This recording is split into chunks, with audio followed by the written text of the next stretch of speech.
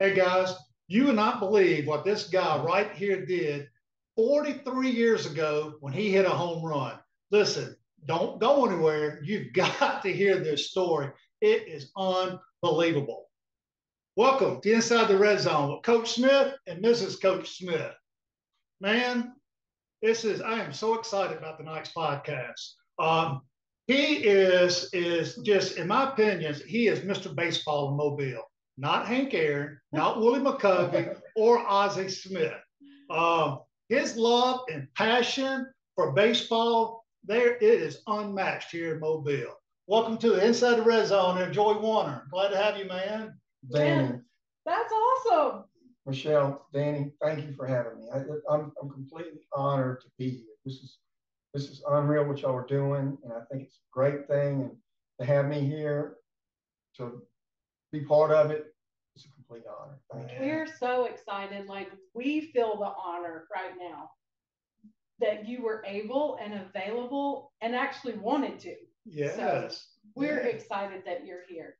It just means a lot. So Yeah. we want to share with our network and our friends who Mr. Mobile and baseball actually is and the history on him.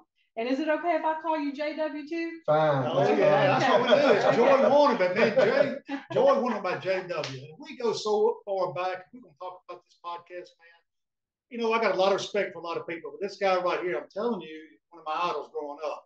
And you're going to hear tonight how he played the game of baseball, how he is so passionate, how he played, man. It gets me so excited just to talk about JW, and he's here. So anyway, let's go on with it, man. In the flesh, he's here. He's Yeah, here. yeah.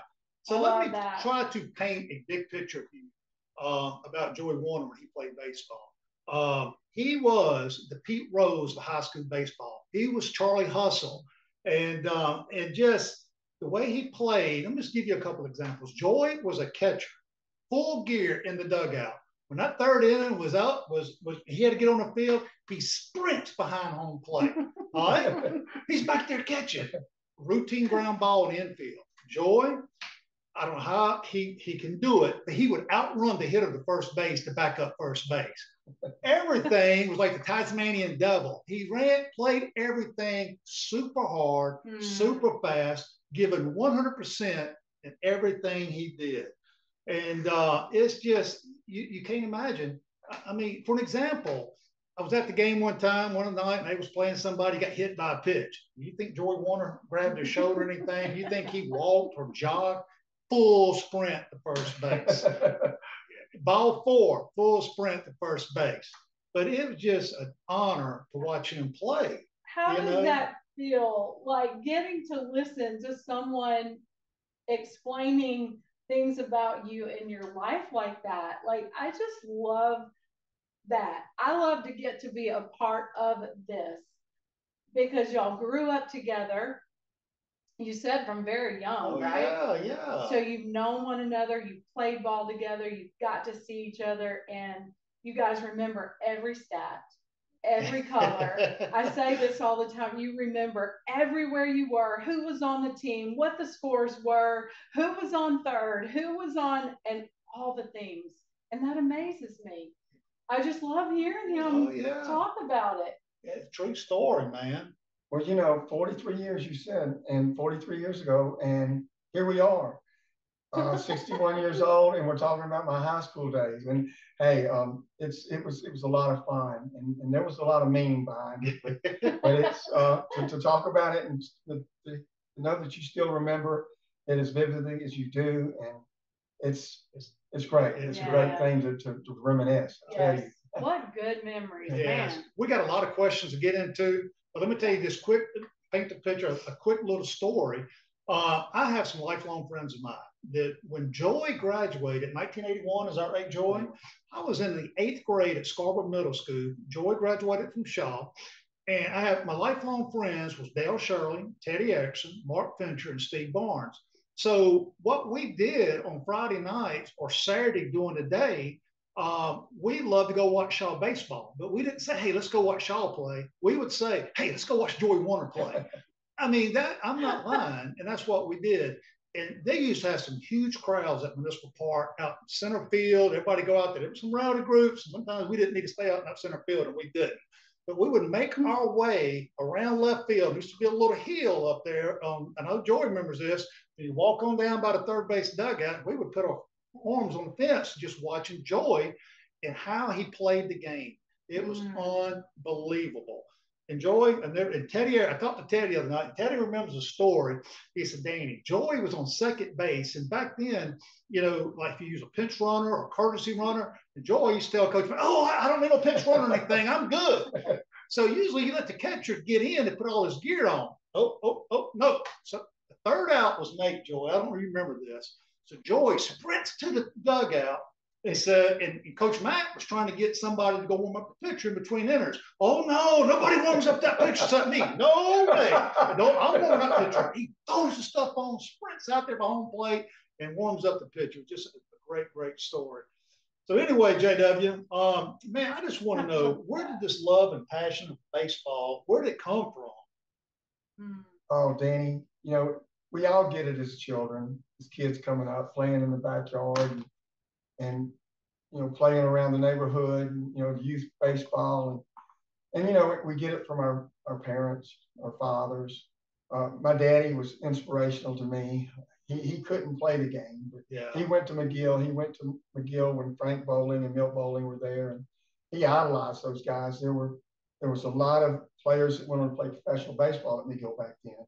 But as a kid, my daddy instilled with me the game itself. But then when I started picking up the newspaper and reading box scores and seeing Hank Aaron and Willie Mays and Willie Stargell and Pete Rose and some of the players that blossomed in the late 60s and early 70s, it's every kid's dream to make it to the major leagues. Yeah. And, you look at that and you read about them, and a lot of them were from Mobile. Yeah. There were Willie McCovey and Billy Williams and Hank Aaron and even Satchel Paige before that. You mentioned Ozzie Smith. Those are 5 Hall of Famers. That was an inspiration itself from our hometown. But it's every player's dream to make it to the major leagues, like I said. I never did make it past junior college, but I did give it everything I had in high school because I had a coach, Coach Mack. We all remember him from our Shaw people, and he's a legend. And he was very inspiring to my high school years. Yeah. And I picked it up in high school, and I did everything I could to compete and with hope to bring him a state championship. It was one and done in my senior year, but it was well worth every game we ever played. Wow. Yes. Yeah. We're gonna hit on that here in a few minutes. And I've heard so much about Coach Mack. He was like a father figure to a whole lot of us baseball players that went to Shaw High School. Yeah. He was a father figure because he cared about us. He really did. Yeah. And there's good coaches out there today that are the same way, and in a different way. It's a different generation. Yeah. Definitely. Yeah. So I want to know about this famous home run. And you hit it back in the day, this famous home run you hit, and then it's something that happened in the end that made it monumental. Tell me about that story. Can you share this one? I will. Okay. I will. Okay. I'm hesitant to ever share it, and I've shared it on Facebook before. Yeah. And I relive it all the time. I've got the articles and newspaper clippings. But Anthony Fant a few years ago messaged me, and I got into writing it, and I couldn't stop because there was so much detail and stuff I was adding in. But anyway, what happened is we were playing Murphy. It was a region game. Back then you had 2 regions, Region 1 and Region 2. We were 4A, which was the top 1 through 4A. And we played Murphy, and it was just like a playoff game, but it wasn't. It was a region game. But anyway, Terry Slazak, our shortstop, had just hit a home run to narrow the lead 3-2. Murphy was leading 3-2. I actually had a run scoring double in the first inning for us. But we were down 3-2. Terry Slazak just hit the home run, and a transformer blew in the lights, and it left partial lights on the field. So Coach Mack and Coach Lofton was coaching at Joe Murphy. Lofton, yeah. And they met out with umpires out at the pitcher's mound, and they decided, Coach Mack was determined, we're not playing under these conditions. It's, there's one out in the 5th inning, this is too important. So anyway, it was shut down. The game was shut down. So wow. We were going to continue it the next night. Well, it was like a Tuesday night. All the other high schools were playing too. So it gave an opportunity. Nobody played on Wednesday nights. So it gave opportunities for other teams around the city that really loved baseball. And we were all pretty close knit back then, because we competed against each other in youth ball. Right. And so they came up probably for years. Yes, we did. We did. And so it gave opportunity for people to show up. So that day was very intense. I remember I came home from school, and I think I went and ran 2 miles. I did. Day in the game. Yeah, I did. And then yes, I did, just to get warmed up. And I came back and I laid down in bed, and I was meditating and stuff. I was actually doing this, thinking about that one at bat. One at bat. This was God sent. Believe me, it was God sent. And I'm laying in bed, just getting psyched up and, rolling around. I wasn't sleeping. I was just getting, content, thinking about that one at bat. That mind right. Gary Smith, who, Gary, another Smith. Fly. Not related. We're not related. He was going to be hitting right in front of me, and Big Hig was behind me. And so it's 3-2, and my daddy was sitting on the corner of the table. And my daddy had a stroke in '79, and he was still recovering. He wasn't all there. He lost a lot of his mobile skills and his brain skills. But anyway, he asked me as I'm walking out the door, because I always used to get rides. People used to pick me up. I didn't have a car, but people would pick me up. I had 10 or 12 people. I'd call, hey, man, can you pick me up? Anyway, my daddy says, what are you going to do when you get up to play? And I was kind of cocky, Danny. You remember that? Oh, yeah. I told my daddy, I says, I'm going to knock the hell out of that ball. And wasn't supposed to cuss in front of your parents, but my daddy did, Yeah. But anyway, and that was what the mindset I had. But back to the game, it was crowded. It was crowded. And people tell me years thereafter that they were just showing up when everything started, the fireworks started going off or whatever. But anyway, Gary came up to the plate. It's 3-2. Darius Hammett, the best catchers in the city, was catching. He'd already signed with Alabama or committed to Alabama. And Joey Wells was on the mound. And Gary, which was fast as lightning coming out of the left side of the box, he hit the ball, and it hit the plate, Danny and Michelle. Hit the plate and went straight up. I'm watching. I'm in the on deck circle, straight up. And I'm saying to myself, there's no way. Gary's just scanting the first base. It comes down, and Darius grabs it, and he had not made an error all season. And he threw to first base. I think Atkinson was the first baseman. I thought it was Darwin Murphy, but Darius corrected me over the years, and he says it wasn't an error. And I agree with him. Yeah. They charged him with an error, but he said the first baseman should have came off the bag and made the play. Yeah. But he kind of stretched it out, and it went into right field. Gary's standing on second base. Yeah. Okay. So I come to the plate, and all I need is a base hit to tie the game. And we just needed to continue the momentum that we got the night before. So anyway, I fouled the ball off, and it was used to have a scoreboard over on third base side, and it was going to land over by the scoreboard. I knew that. It was sky high. I sprinted to first base.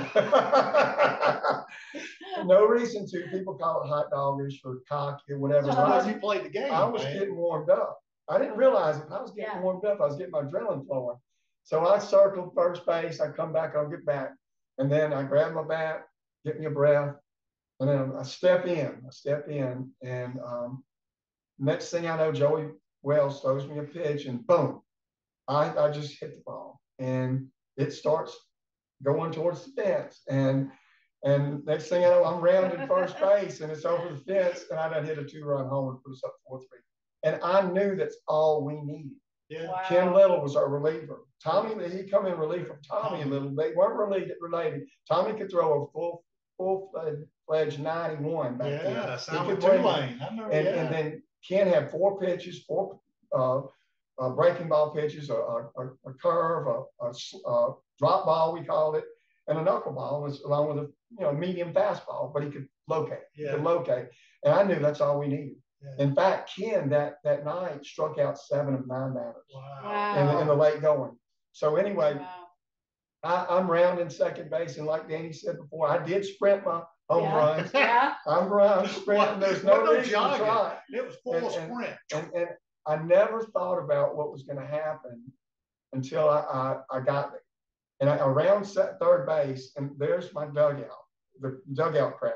And I'm just going through them, all of them. And they're all just hitting me and knocking me upside the head and grabbing me and stuff. I finally go through that, and I get to Ken Little, my relief pitcher. Yeah. And there he is. I jumped up in his arm. He catches me. Oh, he's and then he just lets me down right there at home plate. And I'm just saying to myself, and instinctively, Danny and Michelle, instinctively, I said, Darius is sitting right there. And this is the way I played the game. It was kind of bush league, but I had to compete like that because I'm kind of small. But everybody that played against me, Edward Davidson, Murphy, McGill, Theodore, you name it, they will remember. The ones that are still alive, some of them aren't still alive, and God bless their souls. Yeah. But anyway, instinctively, I said, oh my gosh. I come down, the Kens let me down so I could touch the plate. I went straight to that plate, and I kissed home plate. I just gave it a smackaroo. And I looked up, and I kind of looked at Darius. It wasn't meant to him. I didn't say nothing to him. Then I turned, and I got with my guys, and we just rowdily went to the dugout, and we were over there and making noise, and everybody was going nuts. Hey, I was at that game. Nuts. It was unreal, the people. I mean, it was packed out and everything, man. And Joy is a line drive hitter. He's not a home run hitter, but I mean, always a great contact hitter, gap hitter, line drives. And when that ball kept going, it was like, oh my gosh, he's got a chance. He's got a chance. It gives me chills talking about it. Like I said, me and all my friends were there. And man, Joy just running around them bases and all the guys. And I can remember him telling like he was swimming to get out of my way. I got to get to home plate. When Ken picked you up, then you kissed that home plate. I love that. The crowd went nuts. I'm telling you, it was just an exciting night. And like I said, man, if you know this guy right here, it has no disrespect. That's just the way he played the game. But, you know, Joy's a lot like Larry Bird. Larry Bird was a little trash talker, but he backed it up. This man can back it up like Larry Bird. Tell you a funny story, though. Another thing that he would get, you know, he would get behind on plate, just a little trash talking, didn't mean anything. He was trying to get in the hitter's head. Hey, batter, pressure's on you, batter, pressure's on you. You remember when you tell that to all the hitters behind the plate? Yeah, where's your girlfriend at tonight? Where's she at? I see her up there. Yeah. Hey, man, the shoes untied, man. Come on now. Yeah. Go. Just natural. Yeah. It was chatter, but it was chatter. You know, we were taught literally, come back. Well, you know, I had a form of chatter, and I would really mix it up to where it was like, it was trash talk to an extent. I wouldn't cuss or anything, but I would do the jibber jabber. Yeah. I say, can't get him in, can't get him out, can't get him in the glass house, or something like that. That's what you hear at the glass house when you go by the fair. I've never heard that. Can't get him in the glass house. It's just, and you're exactly right, to mess up their mind, to get them off track, make them mad. Make them mad. Coach Ronnie Powell, man, me and him, he'd be sitting over the third base dugout doing his signals. I'd be staring him down. Yeah. And, you know, it's like, what are you looking at? You know, and it was just a form of competition. Yeah. It really was. Well, you remember when Eddie Stanky, Leo DeRocher was Eddie Stanky's coach, and he wrote a book, Nice Guys Finish Last. Anything it takes to win the game. That's just part of getting in your opponent's head. It was. It was awesome. It was a lot of fun. Yeah, man. I love that. Well, look, Joy, you already talked about a little bit on the rivalries and everything, and I know Shaw has some big ones back in the day. And you know, I always had the opportunity to be a head coach in the '90s in baseball at Shaw, but just the rival games is talk about the rival with Murphy and Davidson and Mary Montgomery, man, back in the day. And Mary Montgomery was one of Shaw's big rivals, and it was. I mean, I'm sure it was a few little fisticuffs that went on back in the day when all these rival games. Yeah, and Danny, you mentioned that. You hit it head on, too, with the schools, too. Mary Montgomery and us were at Shaw Rebels. We were not just baseball, but football, and Friday nights and Saturday nights around West Mobile and the Moffett Road area. I mean, it was, and we did fight. We fought. You know, we literally fought. You know, we didn't try to kill each other. like in some cases they doing today. But that's back in the day it where was. you could literally have a fist fight and then you got get up and walked shake each away. other's hand. Just such Yes. competitors. Yes, and you were maybe drinking a cold beer with them next week. Yeah, exactly. You know, and you know, we were all in high school, but we did do a little bit of that. And so, but Mary Montgomery and us, we were big time rivalries. And I mentioned Mark Higgins. He's deceased back in 2017, but Mark came over to Shaw from Mary Montgomery, and he was a catcher. And Coach Mack, one day I was out running around. I ran up to the ballpark, and because I only lived like a mile from the park, you know that. And there was a good little run though, and I ran up there, and he told me, he says, we were in the first base dugout this day, Danny. He said, don't you worry about Mark Higgins coming over here and getting your position. You're my catcher. I said, okay, Coach. Yes, sir. I'm gonna work harder tomorrow. and he motivated me to work hard. But anyway, Mary Montgomery was a huge rivalry. There's so many of them: Melvin Pierce, Tony Wiley, Robert Wilkins, David Hodge, Kenny Fillinger, Tommy Fisher. The list goes on and on. And that was, they were close to home. And then you had Murphy, which I just talked about, with Darius Hammett, John Coward, and Darwin Murphy. Oh my God, that's some big names. Yeah. Let me interrupt Joey for a second. You mentioned Darius Hammett.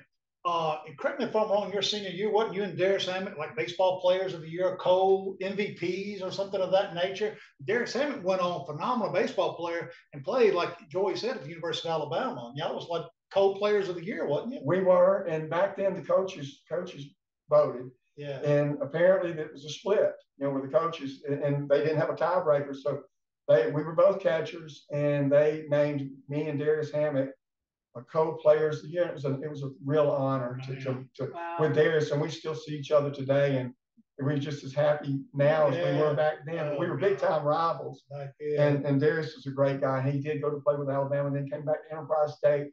Then he played at South Alabama too. Wow, really great player. I forgot about all that. Yeah. That's awesome. Baseball, man. He is Mr. Mobile. Comes to baseball. What the Hank? Well, you know, the real rivalry we had was Davidson, and before that, Danny, I think 1960, Viger, who had some excellent teams. Murphy had some great teams in the 60s. But I think Viger won a state championship in 1960. But there was not another team in Mobile, a high school team, to win the state championship until Davidson. In Alabama High School Athletic Association. Yeah. The AISA is a little different. I think maybe Faith Academy had won some. And Baker had won some, so I may be wrong on that, but what I think I'm trying to say is back to back. Yeah, right. Back to back was Davidson in 79 and 80. 79 and 80. Davidson won back to back because Baker won in the Coach Larry Andrews had them winning a few state championships back in the early 70s and mid 70s. But Coach Ronnie Powell won 79 and 80, and they had some great players: Mike Goff, Dana Williams, Albert Likely, Rick Teufel, Tony Hester, Sola Clark. It goes on and on. Steve Scheintel, Greg Palmer.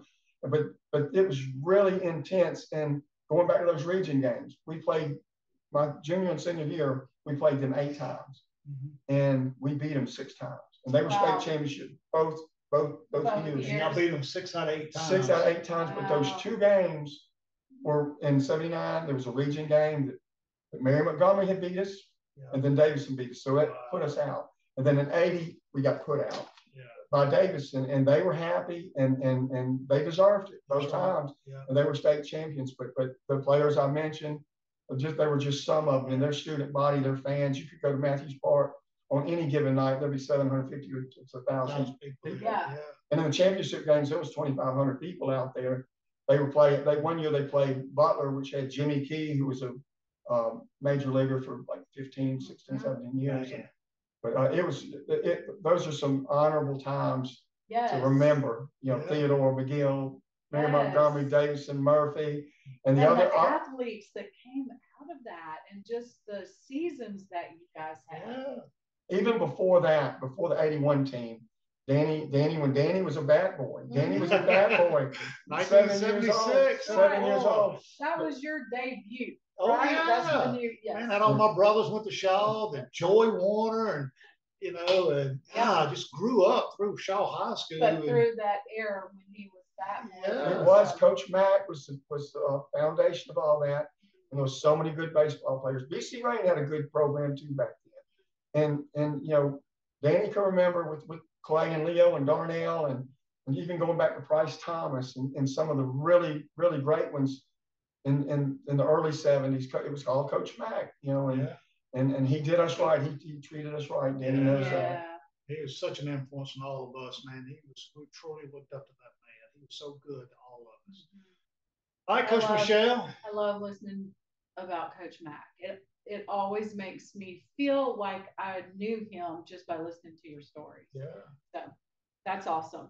Well, Joey, you know on our show that we like to talk about faith, family, fitness, football, sports, and a whole lot of fun, and just having fun in life.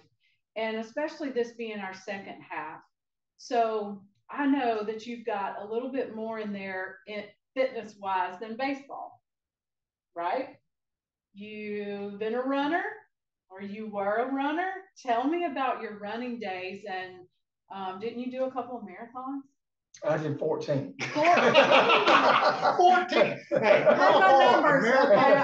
I had my numbers off just a little. I had no idea. 14. A marathon is 26.2 miles. If you didn't know that. This man ran 14. 14. Tell me about your fitness and your running. I mean, it just goes right along with what Danny's been saying about your personality and how you would run on and off the field and you hustled. That was just in, right? And this is Captain. This is Captain. Hey, this would have been way back when. You would have been a good running partner. I had a little terrier one time that could run 6-minute miles. Wow. And I had her go with me one time 8 miles on a run. She could little bitty feet. They have a rapid heartbeat. Yes. And she hung right in there with me. But it'd be a good runner for you. But anyway, the running part was something that I always had. I was always in pretty good shape. Mm-hmm. And you know, talking about the 14 marathons, there was so many runners in the running community. 14 marathons was not a whole lot because I came up with some of the older guys that really took care of themselves. They didn't run as hard and as fast as I did, but they ran steady and they were in great shape. And they ate a good, healthy diet. And they ran a lot of marathons. A lot of people used it as a travel thing. Yeah. Go to other cities and big marathons because it was real popular back then. But anyway, coming up as a athlete, I already had stamina and endurance and determination. Mm-hmm. And once I quit baseball, and I did quit baseball, I never made it to a Division I school or 4-year school because I quit and I joined the military. But I had running. It was an easy thing for me. I mean, mm-hmm. and then I would run around the neighborhood and stuff like that. And one time this guy said, "Man, you need to try me as a trail runner." And I never really thought about it. And I said, well, maybe so. And so I finally came to the conclusion, I got to find me another sport. Yeah. I missed baseball. I've got married. I've started a family. I got to find a sport that I can occupy my energy.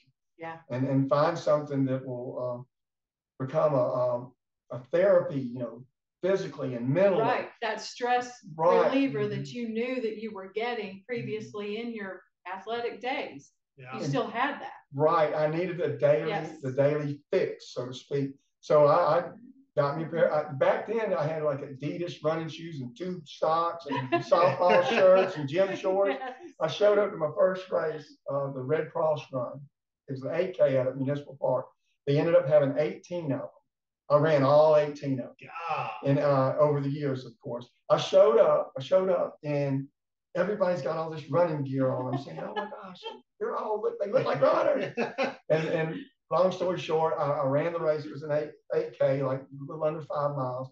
And I finished 11th overall my first race. So I said, I can do this. So it took off after that. Well, let me share something with you. Joy don't mind if I share this information with you.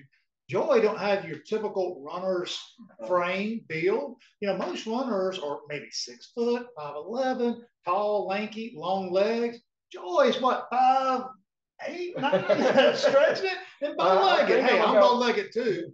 And he don't have the ideal runner's body, Whereas a guy that's long, he could take like takes Joy like 9 steps compared to this one guy's 3 steps. I can relate to that. Okay, so I totally can relate, and I'm not a runner, but I am 100% cheering this thing on right now because that's awesome that you overcame all of that and you won a lot.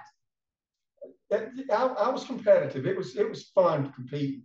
And like Danny said, my leg span was about like that. It was about like so that. You had to take extra steps. Yes. I was like a Volkswagen on the interstate doing about 9. But I was just taking quick steps, and it was efficient running, to tell you the truth. Yeah.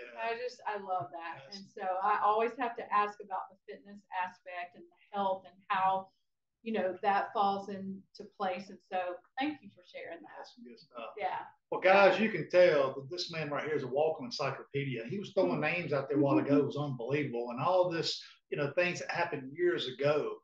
And, I think it led him. Do you know that he read a book? I'm sure you know this, Mobile Baseball Connection. Phenomenal book. Phenomenal. And so, Joy, tell us about this, man. How did this get started? When you completed it, and by the way, we got a copy of it right here. Mm-hmm. I mean, check that out, how thick it is. And this man wrote that book. Tell us about it, JW. Okay. It's 628 pages, which I self-published it.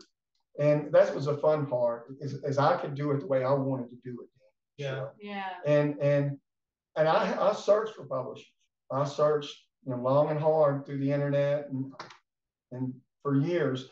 I came up with the idea back in the 90s because I was accumulating information about Mobile baseball.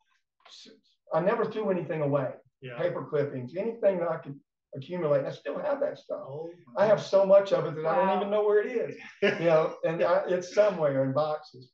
But I do have a sports room which is full of stuff. But kind of like this stuff that you have right here, Dennis, is great. But I came up with the idea about writing the book back in the 90s, and I guess it was about 2013, 14. I said, I'm going to do this. I'm going to do this. And it took me 2 or 3 years to accumulate everything. And I just started piecing it together. It's kind of like a smorgasbord, kind of like my Facebook page, Mobile Baseball Connection. And I just started putting it together and started looking for a publisher and never could find one. So I'm going to self-publish this thing myself through Amazon. And that was a lot of fun. It was a lot of fun. And it's accumulation of it's a history book. Yeah. It's a reference book.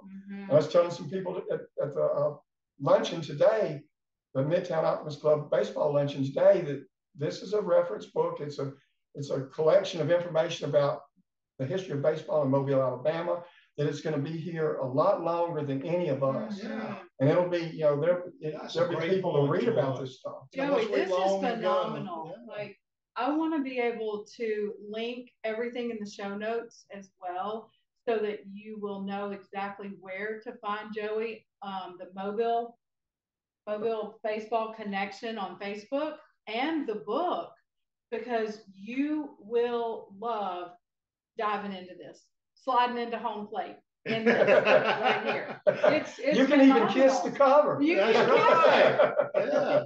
And like I said, Amazon. You can find it on Amazon. There's different versions of it. There's different covers. It's got a kind of it's a paperback, cardboard paperback, but it's not a hardcover. But it's each year I would add to it according to every year baseball changes. Baseball never stops.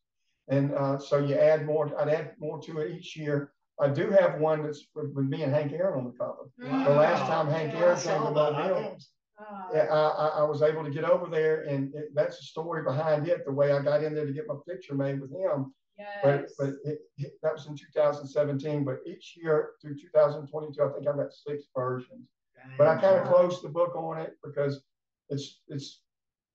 I'll do something different next time. Yeah. Please don't stop. Yeah. You are so good at this. This is like your gift, your talent, and what you bring to not only the city of Mobile, but to our nation. For anybody that wants to hook up or to read about it, you are Man. And the talent that comes from Mobile, and I really forget about it. I mean, I know, like the Miracle Mets, all Mobile outfield. I mean, who was those three, Joy? Cleon Jones, Tommy Agee, and Amos Otis. Amos Otis, actually, believe it or not, Amos Otis he played for the Mets in '69, but he, Joe Namath and the Jets won the Super Bowl the same year. Yeah. And Willie McCovey was the MVP. And so anyway, of the National League, but Amos was not actually, he was out of Williamson, Amos was. And he was on the roster, but he was ineligible for the playoffs. And a lot of people don't remember, but he did not get to play in the playoffs, but he was still part of the Miracle Mets, an amazing match. But it was Cleon Jones, Tommy Agee, and Amos Otis. And then the Mets traded Amos to Kansas City, and Kansas City took advantage of his talent. And Cleon Jones, who is still alive in Mobile, I think he's 81, and he still carries the torch for the guys that did wonders for that team. Tommy Agee's passed away, but great outfielder. He made some great plays in the outfield during that series.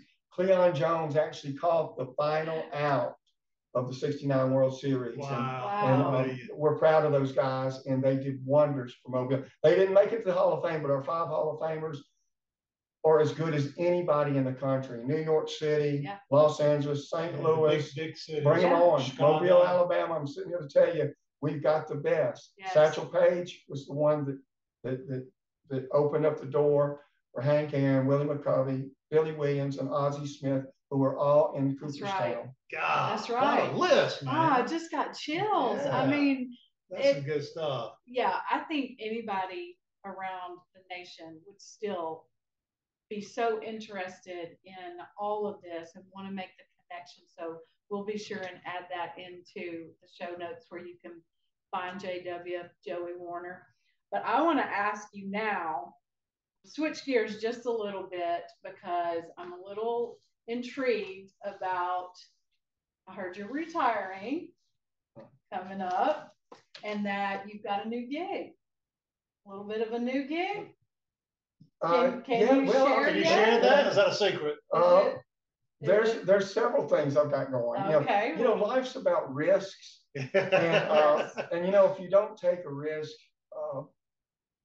you're just going to sit back and watch. That's right. And I'm 61 years old, and I'll be 62 in December. But I'm probably going to go a little early. I haven't announced a date yet, but I do have some things happening. I've got situations in my life that are positive, and I'm happy about it. And I've worked at 2 of the best companies in the Southeast, Alabama Power Company, for 23 years, and I've been down at Ingalls Shipyard for 15. So I put in 38 years, and I want to live life and enjoy life, but I don't want to quit work. Right. But I want to do things that I enjoy, and that I can be, productive. And I really haven't found that niche yet. I've tried all kinds of things throughout my time, and it's not failure; it's success turned inside out. But I do have some things. I've met a female. I will mention that. Whether the train wreck's further down the road, that's being negative, but I'm having fun with it. She's from the Philippines. And she is absolutely beautiful. She's a sweet woman. Her name's Linda Donsura. She's out of the Philippines. So I've been over there already. I'm gonna go back for a little while here in the future. And that's a slow process. That's one of my gigs. Okay. I've got another gig that I can't really reveal yet, but I hope it comes into play. I've got putting some time and effort into that.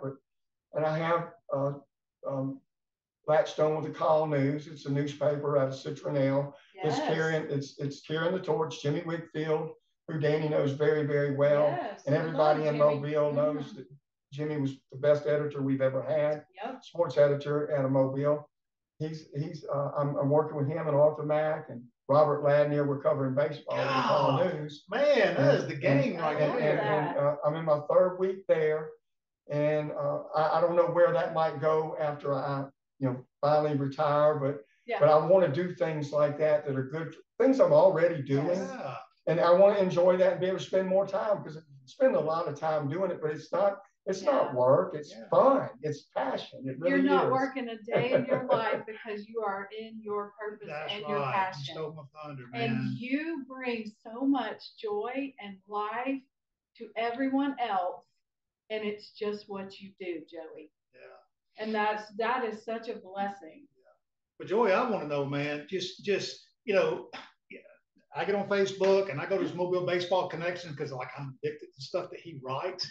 And he's on there every day putting stuff, and he puts down handwritten stats. All these players, now you don't have to go to AL.com. I grew up in an age where I love to go get the newspaper, look at the box scores, who won the night before. Guess what? You ain't got to do that. Click on his Facebook page, and he's got it every single day. All the high schools, Mobile and Baldwin County, all the stats, all these individual players, home runs, RBIs, batting average, RPAs, ERA, on run out, all this stuff, and he hand writes it, man. It's just amazing how you keep up with all that, man. Well, it changes because I want to stay on the system, but you have to look at like 35 schools. You have to look at all the box scores, and when I choose a player of the week or a pitcher of the week for the Midtown Optimist Club, I could get advice and write-ins from coaches and parents and stuff like that, nominations, so to speak, and that always helps. But I personally have to look at every box score, and we came up like that, Deanie. You know that. Yes. We're picking up the newspaper. When you read box scores, you can read a box score and not even know anything about the game or seen anything about the game, but you read the box score, you know everything that happened. Just by reading it. So reading the box scores is a big thing, and I try to put out information that'll bring a smile to people's face. Man, you do. And it's a conglomeration of stuff. It's a smorgasbord. So you never know what you're going to get. It might be something from the 60s, it might be something from the 70s, or it may be something from the night before.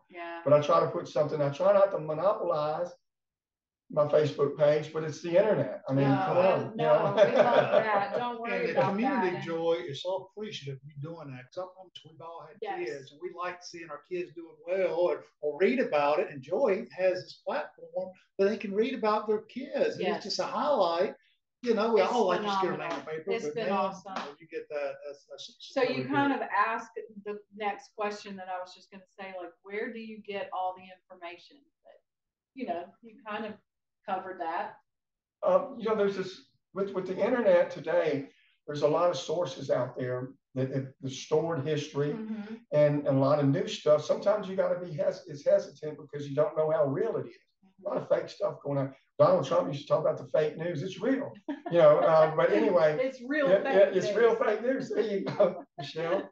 But there's several sources I use. Number one, and you don't have to give your secrets away. Well, it's okay. It's okay because you got to do the work. Even if you have the sources, you still got to dig into it. You got to dig deeper. I dig deep.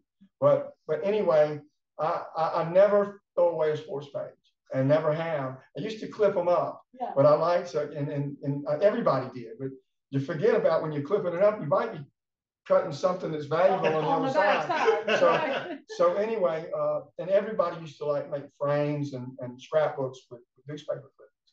So I started collecting sports pages, and I still got thousands of them, not to mention the baseball cards and such. And I've also got access to online newspapers, and that helps out a lot. But there's just a conglomeration of scrapbook material I've kept, and then people feed me stuff. They send me stuff, so it's an ongoing thing. There's all kinds of stuff in here that I can take pictures of that people would love to see and you just got to go out there and throw it out there and see what sticks, and what people like. Well, look, man, let's shift gears again, man. Y'all gonna love this story right here. So we're gonna go talking about the age when we all come through. And he mentioned Moffett Road earlier. So anyway, Joy, we all lived off Moffett Road up by Shaw High School in a Druid Hills area. And we kind of grew up the south part of Moffett Road, headed toward the interstate in a little subdivision called Autumndale. So this might have been 45 years ago.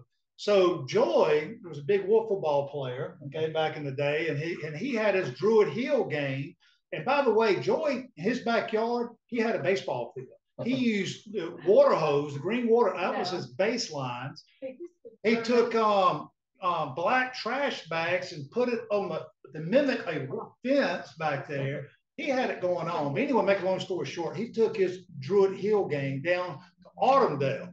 And man, I'm going to tell you, the Autumndale team was stacked. We had all my brothers, Clay, Leo, Darnay, myself, my cousin Randy, my cousin Drake, Doug Williams. We had Ken Little on our team because Ken lived down here. You already talked about Ken Little, Jeff Bradford. But we can go on and on and on. So Joey brought his game down there, all these signs in there. We played a wiffle ball game that was unbelievable. So I'm gonna let Joey talk about it, but I'm gonna let you know who won. Well, you know, Doug Williams for one. Doug headed a lot of that up. You know, nannies. Yeah, nannies. In the old field back there. Yeah, it was a challenge. It was a challenge, and yeah, we used to play in my backyard, and we would play over off Ziegler Boulevard. Jimmy Williams and David Bowers and Mike Collins. They were part of my team of the Druid Hills game. And you know, Doug, we accepted the challenge. Doug and them, and Danny and Clay, and they all invited us down. So here we go, and we thought we were going to win. You know, we thought we were the #1 wiffle ball players in the community, but we came down there and they took us to school. You know, and I didn't know that Doug was such a good player. You know, Doug could hit the long ball, man. You know. Wiffle ball is a little different back then. They have all these curveballs and stuff these days. We played hitting, you know, we hit the ball and stuff, and just we played aggressively in the backyard. So it was a lot of fun. I remember if you had a crack in the wiffle ball, you put that black electrical tape on it. Man, we pegged each other, man. Boom, that's the way we played. There wasn't no force out. You know, we had a great time. It just absolutely just awesome memories. And I love going back in time. Reliving all this stuff, especially with you, Dave. That's so good. So good. I love listening to all the stories as well. But you know, we got to get ready to wrap it up.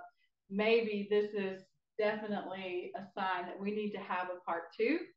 We need to have Joey back. We'll have a part 2. But before we get ready to wrap it up, Joey, I want to know, because we all go through really hard times. Sometimes we go through good times, we go through good seasons, we go through tough seasons, but can you tell us just a little bit about how you've made it through the seasons change in your life through your faith and with your faith and what that's meant to you? Well, sure, Michelle, that's no problem. It's our faith, my faith. It's I'm an independent person. I grew up the baby of my mom and daddy, and they had 2 sisters and lived right across the street from a Catholic school, Catholic church, Holy Family. And so God was easy. It was easy. I learned about God early in life. Mm-hmm. And being the independent guy I was, and the love I had for my parents and what they taught me, then I had to, you know, find out what God meant to me. Mm-hmm. And I had to depend on myself, like I said, being independent, but there was only one way I could depend on myself, and that would depend on God. Yeah. And that gave me confidence, because I learned about the guardian angel years and years ago through the Catholic religion, and our guardian angel is always with us. And when I'm going around doing something and my guardian angel's there, then I know God's there too. Yeah. And so when I would get into a predicament that was negative or that was a challenge, I knew God was with me. Yeah. So there was my faith right there. I had faith in God. And it's kind of like one of the things I remember from the beginning is like the alphabet, or ABCs. Mm-hmm. You know, you got to learn the ABCs. Well, admit, believe, and confess. Mm-hmm. And you have to admit what's going on in your life. You have to believe that you're in God's hands. You have to confess when we're wrong. When we make mistakes, we have to. Bear Bryant once says about mistakes. What do you do when you make a mistake? admit it, learn from it, and don't let it happen again. Yes. Well, in life, it's going to happen again. Yeah. And but having faith in God above and having a guardian angel with you, one day that guardian angel is going to take us to eternity to be with God. Eternity's coming. Yes.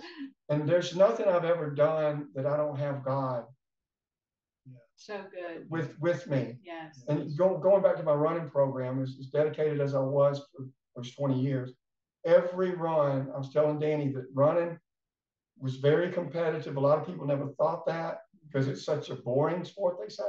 It's not boring. It's a thinking man's sport. Yes. And there's so much connection made with God through distance running, not to mention other sports. It's hard for the guy that ran back the kick six. Yeah. It was hard for him to think about God until it was all over. Yeah. Because it was so fast. But I can guarantee you, when it was all over, when he finally realized what happened, he had to give his thankfulness to God. Yeah. Joy, that is so it's good. so good. You know, we've all been through issues and troubles, the storms of life, and I admit that, you know, without God, I don't know how I would have got through it. And but man, just hearing it from you, Joy, and that is so awesome. It is. But guys, I think we're gonna wrap it up tonight.